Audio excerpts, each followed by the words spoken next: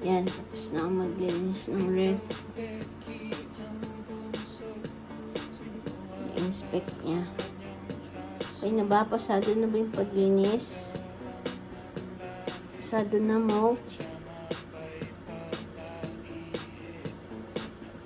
Okay na? Okay, alis ka na dyan, alis na. Kung okay na, good girl.